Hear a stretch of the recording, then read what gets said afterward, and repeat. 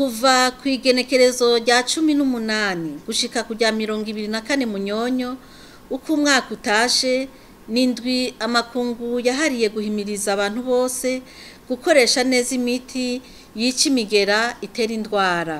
Intumbero yo guhimbaza iyo ndwi no guhimiriza bene gihugu ku ngaruka mbi ziterwa no gufata nabi imiti no gukebura abaganga n'abavuzi, eka uwo wese afise uruhara mu gutanga imiti ngo bive inyuma mu kurwanya ico cyose cotuma iyo miti idakora neza, kuko iyo miti iba itakivura neza.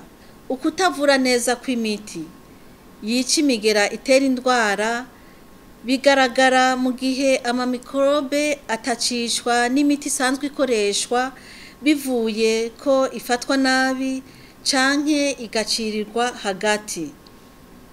Vyumvikana ko mu gihe iyo miti itakivura neza, ingaruka mbi nuko umurwayi amara imisi myinshi mu bitaro akivuza ku mafaranga menshi, eka mbere ibiharuro by'abagwara canke abitaba Imana bikongerekana.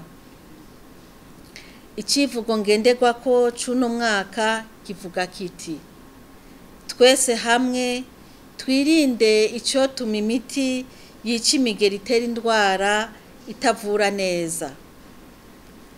Ico civugo kitumenyesha ko twese bituraba mu gukinga kugira ngo imiti yica imigera ntibe intambamyi ku magara y'abantu, ku magara y'ibikoko, ay'ibiterwa n'ay'ibinyabuzima bidukikije.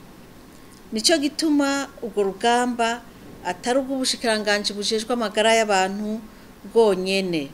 Uruhara rw'umwe wese rero ni ntangere mu kurwanya inyifato zose zotuma imiti yica imigera itera indwara itavura neza.